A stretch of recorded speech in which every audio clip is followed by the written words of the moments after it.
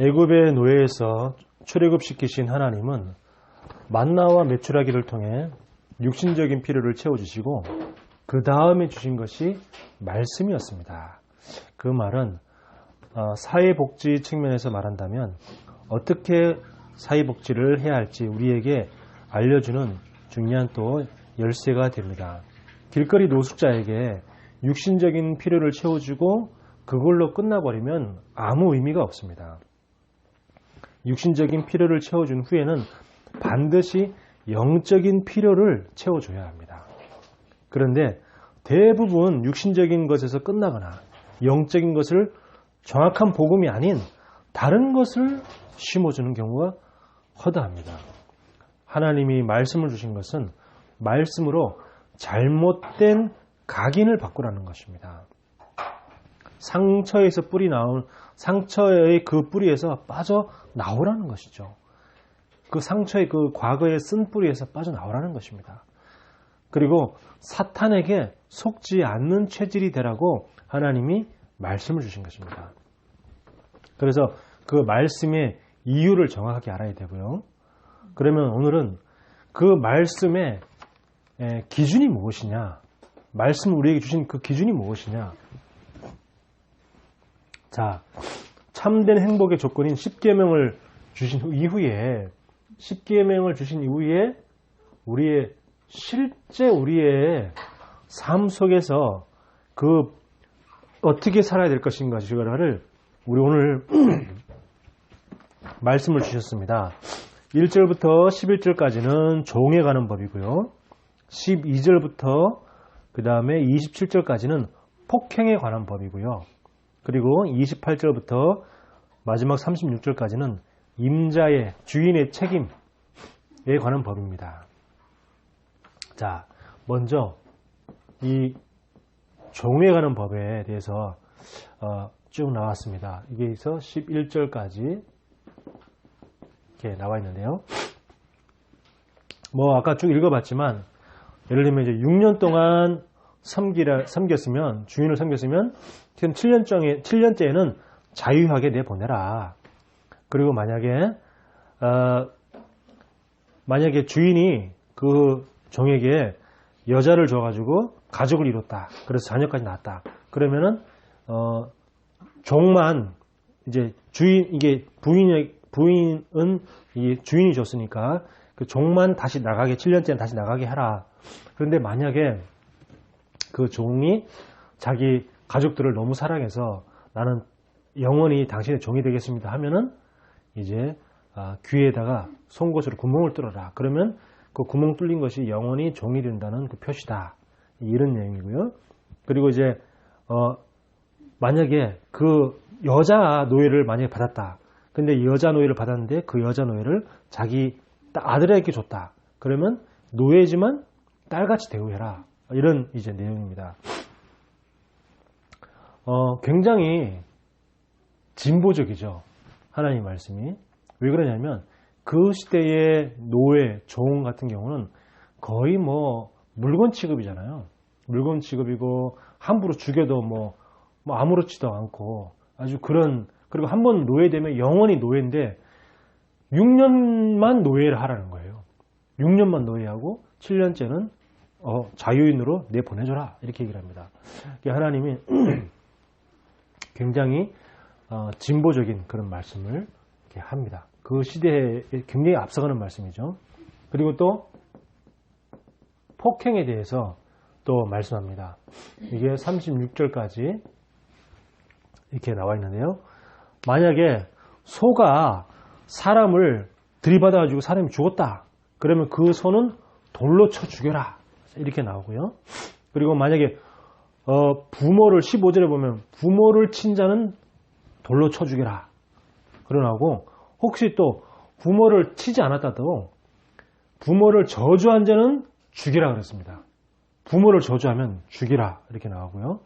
그리고 또 눈에는 눈, 이에는 이, 불에 댄 데는 불에 댄 대로, 그리고 생명은 생명으로 갚아라 이렇게 말을 합니다. 우리 지금 입장에서 보면 좀 약간 끔찍한 게 아닌가 이런 생각이 들지 모르지만 그 시대는 다 그랬어요.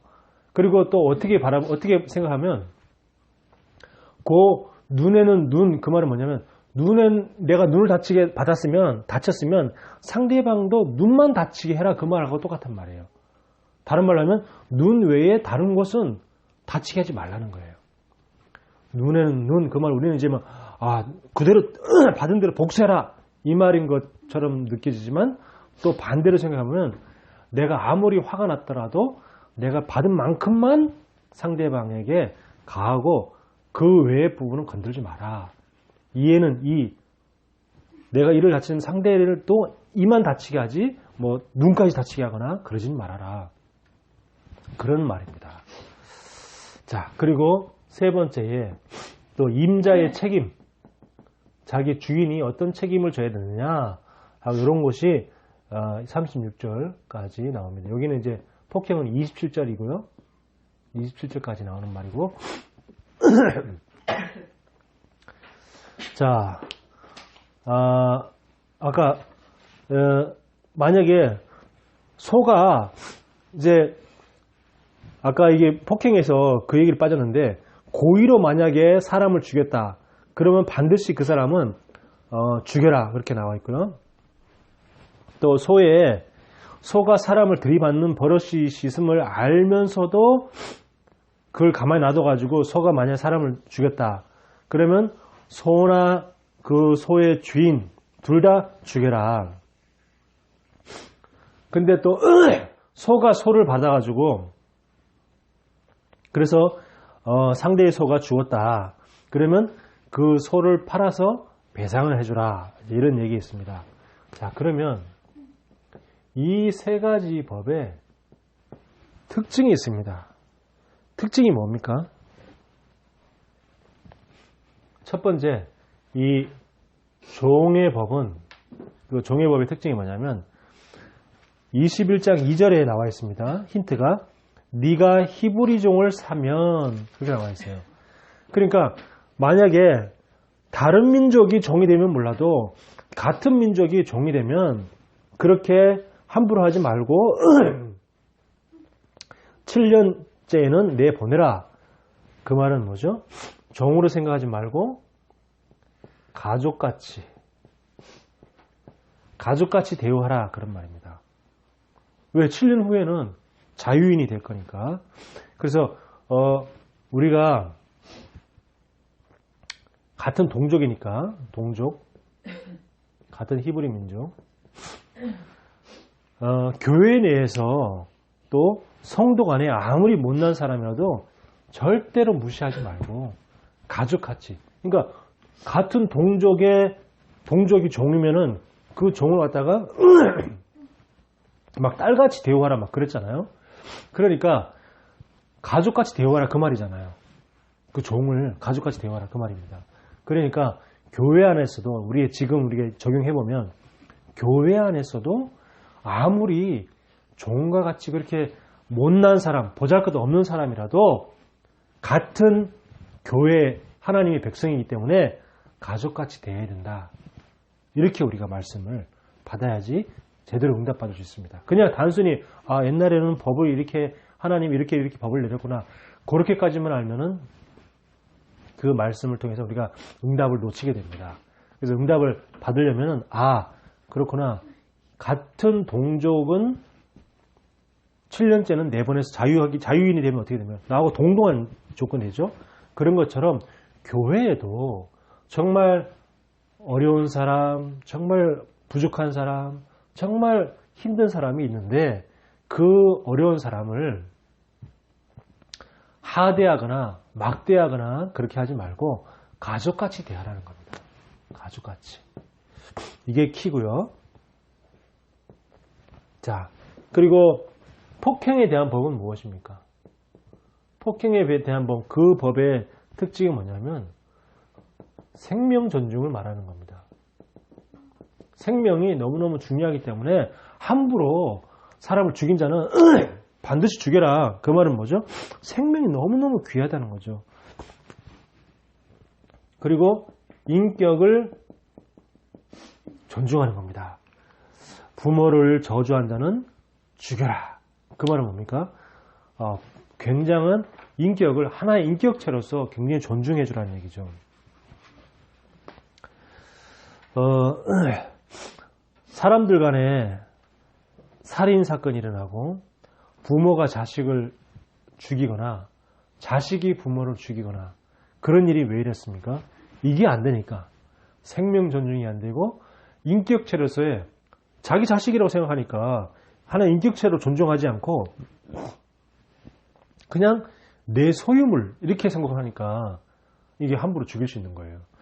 절대 생명을 존중하고 그 인격을 존중한다면 함부로 그렇게 죽이거나 그렇게 할 수가 없죠. 화가 난다고 해서 사람을 함부로 죽이거나 그러면 할 수 없죠. 그래서 이 폭행의 법의 그 의미는 생명은 하나님이 주신 것이다. 하나님이 주신 그 생명을 네가 함부로 죽으면 그렇게 하면 되겠냐? 존중해라. 그리고 하나님이 영이 함께 하시기 때문에 그 인격을 존중해라. 그런 중요한 의미가 들어있어요. 그래서 우리가 그냥 이런 의미를 알아야지 응답받지, 의미를 모르면 그랬구나 뭐 이렇게 부모 조주한 사람은 죽여라. 그렇지. 역시 부모가 힘이 있어. 마치 그 우리나라 유교 사상처럼 그런 식으로 받아들이면은 응답을 놓치게 됩니다. 자, 그럼 유교주의 사상, 그럼 장유유서 그런 의미가 아닙니다. 자, 그리고 책임에 관한 법. 그 말은 이 의미가 뭐냐면 그 무엇도 사람보다 우선시 될 수 없다는 거예요. 아무리 값비싼 재산도 아무리 값비싼 물건도 사람보다 더 우선시 되면 안 된다는 겁니다. 그래서 가장 최우선시는 뭐냐? 사람이라는 거예요. 하나님이 사람을 가장 존귀하게 여기십니다. 하나님이 사람만 하나님의 영을 집어넣어서 특별하게 만드셨어요. 그래서 하나님은 어떤 세상 만물보다도 사람을 가장 소중하게 보십니다. 그런 것처럼 아무리 값어치 있는 것, 명품 쇼핑백, 무슨 황금, 보석, 다이아몬드, 어떤 것이라도 사람보다 우선시 될 수 없다는 겁니다. 사람을 최우선시하라. 이런 중요한 우리가 실제 삶에 필요한 것들을 우리 말씀으로 딱 주신 것입니다. 자, 그러면 왜 이런 말씀을 주셨습니까? 왜 이런 말씀을 주셨을까요? 출애굽기 18장에 보면 모세의 장인이 이드로가 와서 모세가 사람들을 갖다가 심판하고 재판하는 모습을 보면서 뭘 말씀하셨냐면 천부장, 백부장, 50부장, 10부장 시스템을 얘기했어요. 그래서 모세 혼자 백성을 다 다스리지 말고 그 천부장, 백부장, 50부장, 10부장 이 사람들이 관리자들이죠. 백성의 관리인들입니다. 이 관리인들이 알아서 다스리도록 해라. 그 말이죠. 자, 그런데 알아서 다스리는데 그러면 사람들이 와서 이렇게 종이 있는데 그럼 종을 어떻게 해야 됩니까? 나 폭행 사건이 있는데 어떻게 해야 됩니까? 그리고 이렇게 서로 이렇게 책임질 일이 있는데 그럼 어떻게 해야 됩니까? 그렇게 하려면 정확한 기준이 있어야 되잖아요. 그 기준을 말씀하신 겁니다. 아니 그런 시스템만 딱 해놓고 난 다음에 사람들이 다 제각각으로 재판하면은 그러면 안 되잖아요. 뭔가 정확하게 올바르게 판단할 수 있는 그런 판단 기준, 판단 근거가 있어야 되잖아요. 그래서 하나님이 이게 쭉 이게 실제 삶에서 어떻게 해야 될 것이고 어떻게 판단하라 하는 것을 주시는 거예요. 우리가 만약에 길을 가다가 차에 치였다. 만약에 그 치인 것에 대한 보상이라든지 그리고 차를 친 사람에 대한 어떤 그런 그 사람이 어떤 법적 제재 이런 게 전혀 없다. 기준이 없다. 그러면 어떻게 되겠어요? 그럼 사람 치고 그냥 가버리고 그러면 안 되잖아요. 그래서 그 관리자들이 스스로 재판을 하려고 그러면 뭔가에 근거해서 뭔가 어떤 법에 근거해서 정확한 재판을 할 수 있도록 하나님이 이제는 그 시스템이 세워지니까 시스템에 맞는 그 내용, 컨텐츠 그걸 주신 겁니다. 그래서 그 관리자들 자기 생각대로 그렇게 판단하지 말고 어떻게 해야 돼요? 말씀이 근거해서 말씀이 기준으로 해서 사람들을 판단하라, 재판하라. 그 말입니다. 말씀이 판단 기준이죠. 예를 들면 뭐 친한 사람은 봐주고 나하고 친한 사람을 봐줬다. 잘못해도. 그리고 안 친한 사람들은 법대로 판단하고 지 생각대로 막 강하게 판단하고 그러면 안 되잖아요. 또 혹시 자기 가족, 자기 아들이 실수했다. 그러면 막 용서해주고 그 남의 자식이 잘못하면은 뭐 용서 안 하고 뭐 이렇게 하면 안 되니까. 말씀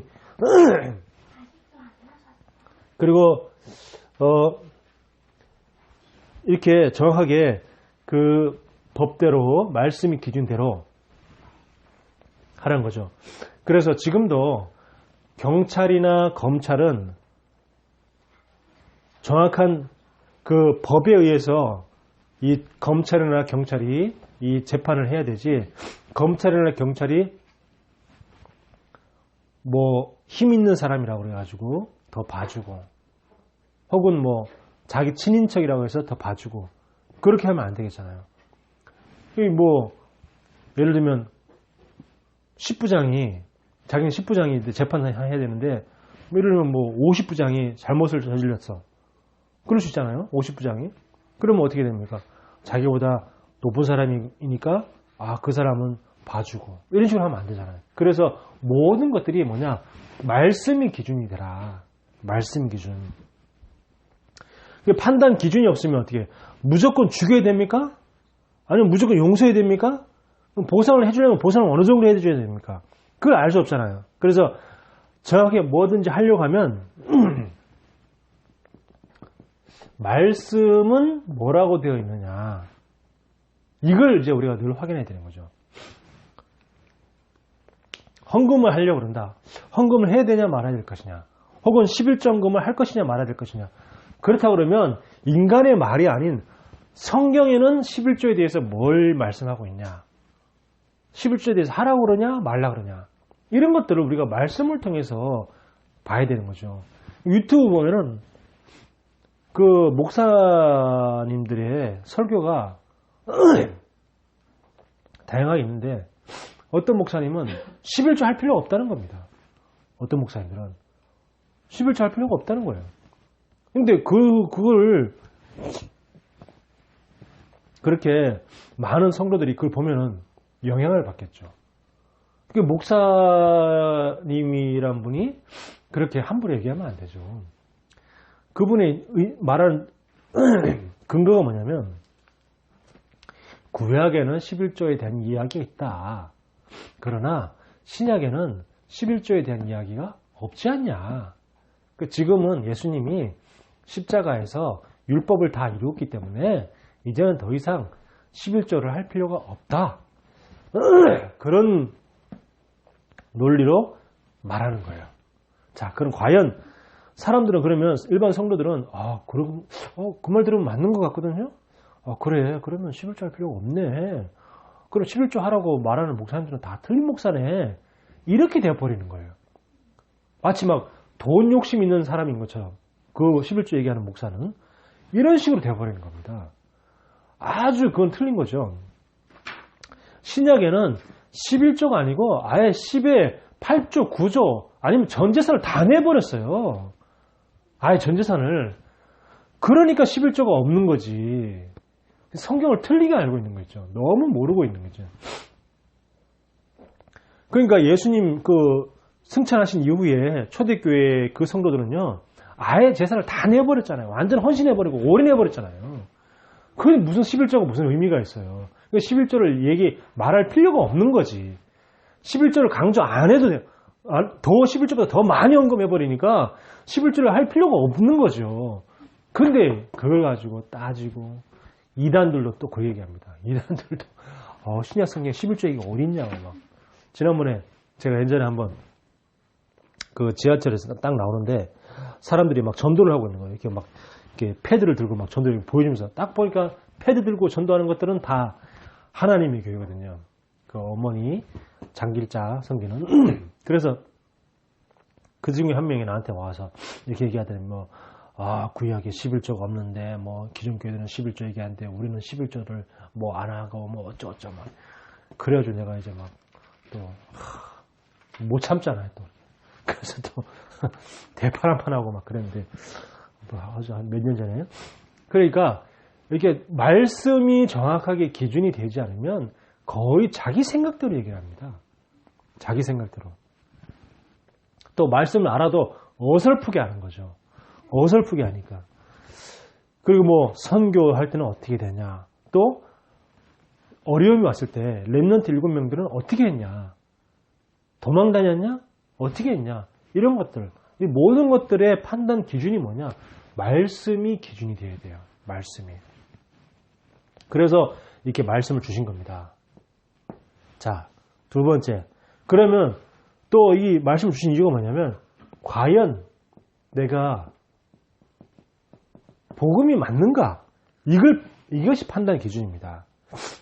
예를 들면, 지금 이 종은 6년까지만 섬기고 7년째는 자유인이 되게 해라 그랬어요. 그러면 과연 같은 동족을 죽을 때까지 계속 종으로 부려먹는 게 과연 그게 복음이냐? 너희가 애굽에 3, 4대 계속 400년 동안 대대로 노예가 됐는데 너희도 똑같이 그렇게 같은 그것도 동족을 그렇게 하는 것이 그게 과연 복음 맞냐? 그 복음 아니지 않냐? 이걸 말씀하는 거야. 이 말씀을 통해서. 굉장히 중요한 거죠. 대대로 노예로 부려먹는다면 그게 과연 복음이 맞겠냐? 그리고 교회 내에 어려운 렘넌트가 있다. 그러면 정말 알아서 하시겠지. 누가 알아서 하겠지. 혹은 그 사람의 부모가 알아서 하겠지. 라고 모른 체 한다면 그게 과연 복음이 맞냐는 거예요. 저는 참 안타까운 게 우리 권사님의 이제 손녀 그 아이가 있는데 좀 너무 이렇게 교회에서 이렇게 막 좀 이렇게 다가가서 이렇게 좀 이렇게 케어해주면 되는데 그 교회에서 이렇게 별로 케어해주는 사람이 없나 봐요. 그러니까 이제 권사님 혼자서 막 이렇게 끙끙 앓고 되게 안타까워하는 거예요. 근데 그런 얘기를 쭉 들으면서 참 과연 그렇게 어려움에 처한 렘넌트를 모른 척하고 있는 게 과연 복음이 맞냐? 저는 이런 생각을 좀 많이 하게 됩니다. 그래서 어떤 이 선택이나 결정을 할 때 과연 복음이 맞느냐? 이걸 늘 확인해 봐야 되는 거죠. 그렇다고 해서 제가 내가 나서가지고 제가 그러면 해보겠습니다. 그러기도 쉽지 않아요. 왜? 제 위치가 어정쩡해서 확실히 우리 교회 성도도 아니고 그렇다고 해서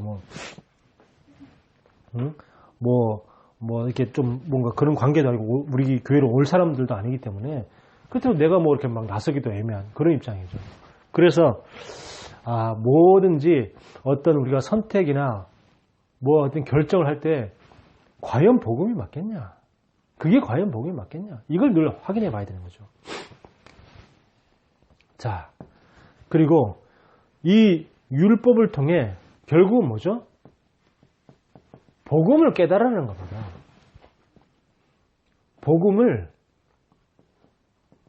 깨달으라고 하나님이 이 율법을 주신 거죠. 예를 들면 자기 아버지나 어머니를 치는 자는 반드시 죽일지니라 라고 15절에 얘기하고요. 그리고 17절에 보면 자기의 아버지나 어머니를 저주하는 자는 죽일지니라 얘기하지 않고 반드시 죽일지니라 얘기했어요. 그러니까 15절에도 자기 아버지 어머니를 치는 자는 반드시 죽일지라 얘기했고 또 자기의 부모를 갖다 저주하는 자도 반드시 죽이라 이렇게 얘기합니다. 근데 예를 들어서 늘 부모 말 잘 듣다가 사춘기 돼가지고 어느 날 막 좀 이렇게 서로 마음이 안 맞아가지고 막 싸우다가 그 사춘기 때 막 반항심 한참 가득한 나이에 이게 나도 모르게 욱해서 이렇게 말로 실수할 수 있다. 그럼 그 실수했다 그래서 그동안 그렇게 잘 키웠던 자식을 이렇게 죽인다? 그게 과연 쉬울까요? 이게 율법대로는 죽이라고 했는데 맞는데 그게 과연 쉬운 거냐? 또 받은 대로 그대로 막 복수하고 이게 폭행의 법이죠. 받은 대로 그대로 복수하고 또 소 주인이 미처 소가 막 사람을 들이받는다는 걸 알고도 내가 미처 이렇게 막 바빠서 예를 들면 많이 바빠서 미처 그 소를 내가 단속하지 못했다. 그런 사이에 소가 사람을 받아 주겠다. 그러면 여기 이 율법에 대해서는 알고도 그랬으면 소도 죽이고 그 주인도 죽이라고 되어 있거든요. 그거는 과연 그게 맞겠냐? 이게 그 속에서 뭐죠? 복음을 발견하라는 겁니다. 아, 정말 율법은 이 진짜 사람이 100% 완전하게 지키기 어렵구나. 만약에 내 자식이 순간적으로 화가 나가지고 말 실수했는데 그걸 내가 이 율법대로 반드시 죽일지나 해서 그 죽인다 그러면 어떻게 됩니까? 그리고 실수했다고 해서 죽이면 다 죽여야 돼요, 그럼 사람은. 그럼 안 되잖아요. 자, 엊그저께 이제 뉴스 보는 이런 사건이 있더라고요. 미국에서 엄마가, 젊은 엄마가 집에서 줌 화상회의를 이렇게 막 하고 있는데 엄마가 총에 맞아 죽었어요. 집안에서. 근데 총을 누가 쐈냐 하면 그 집 아이가 쐈어요. 근데 아이가 몇 살이냐? 2살이야. 2살. 그럼 어떻게 된 거냐? 그 집 아빠가 총이 이제 이게 장전이 돼 있는 거야. 총이 이제 장전돼 있는 상태가 있고 장전이 안 된 상태가 있는데 장전이 안 돼 있는 상태면은 이게 아무리 이게 총을 쏴도 총이 안 나가고 그 장전됐다 하더라도 그게 안전장치가 있어요. 안전장치를 해놓으면은 장전이 돼도 이게 총을 이렇게 방아쇠를 당겨도 총알이 안 나간단 말이에요.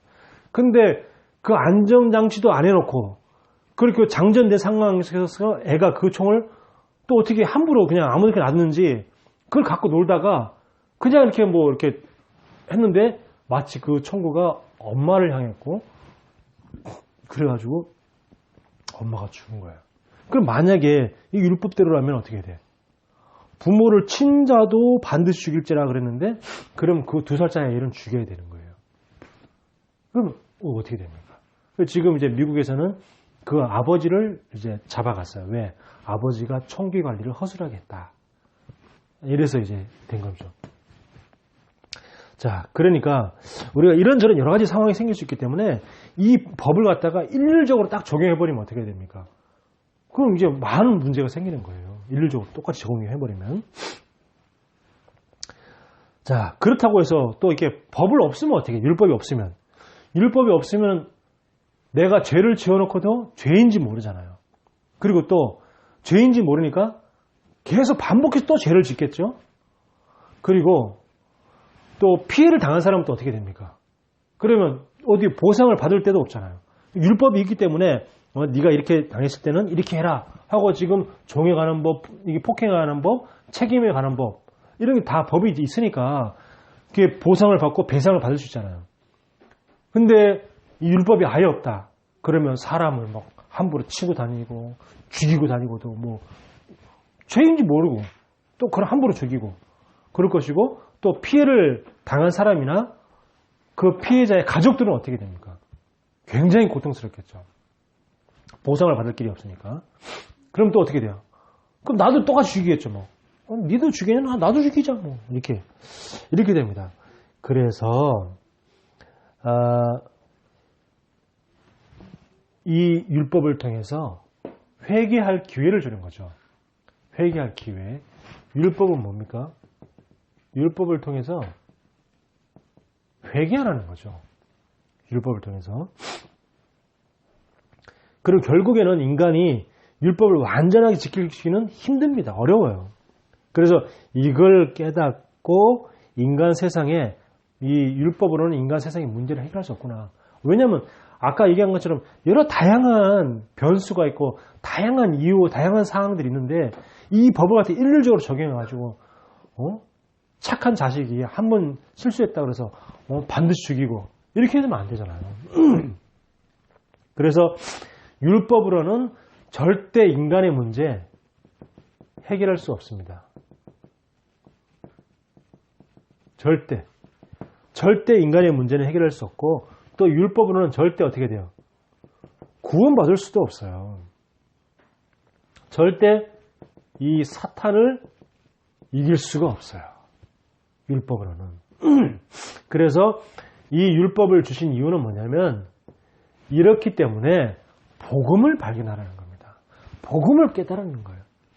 율법을 통해서 네가 잘못을 알고 회개하고, 그리고 이 율법이 아무리 완전하다 하더라도 율법으로는 인간 문제를 해결할 수 없고, 지금 우리 세상에 그 헌법이 있잖아요. 법이 있습니다. 규칙이 있고 조례가 있고 다 있어요.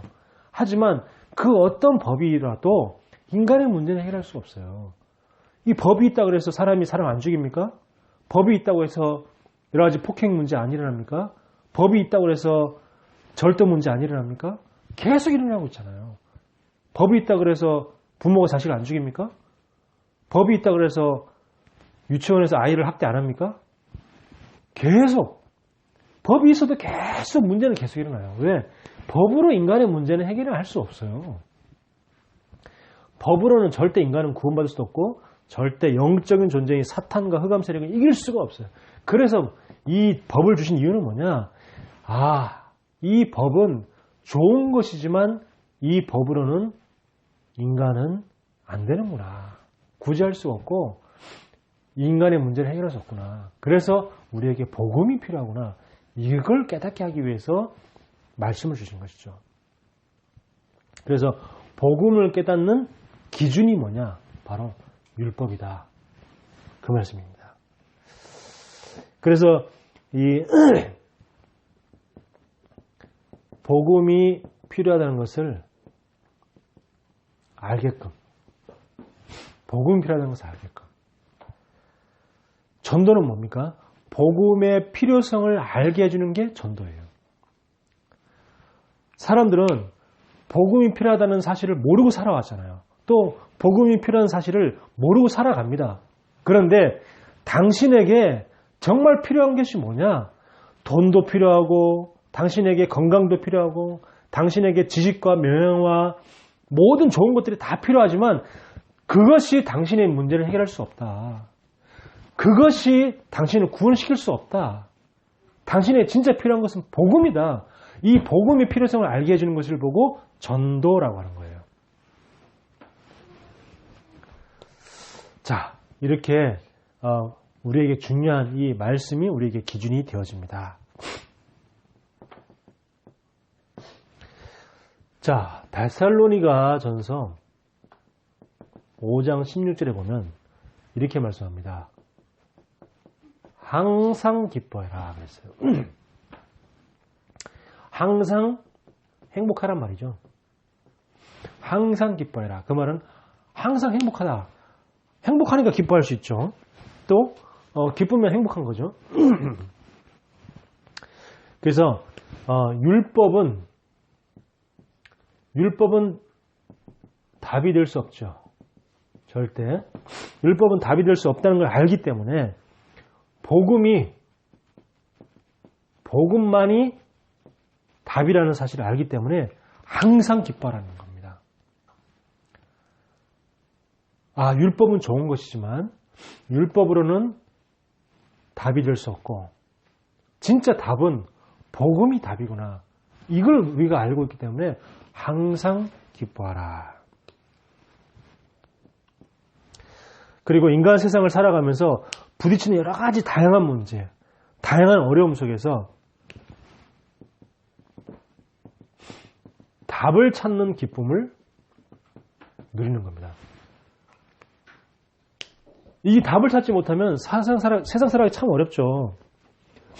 여러 가지 다양한 문제, 부모 자녀 간의 문제, 인간관계 문제, 여러 가지 얼마나 다양한 문제들이 많이 있습니까? 그런 다양한 문제들을 갖다가 그 문제 속에서 문제가 올 때마다 그 문제 속에서 답을 찾는 그 기쁨. 그래서 항상 기뻐하라. 그 말이죠.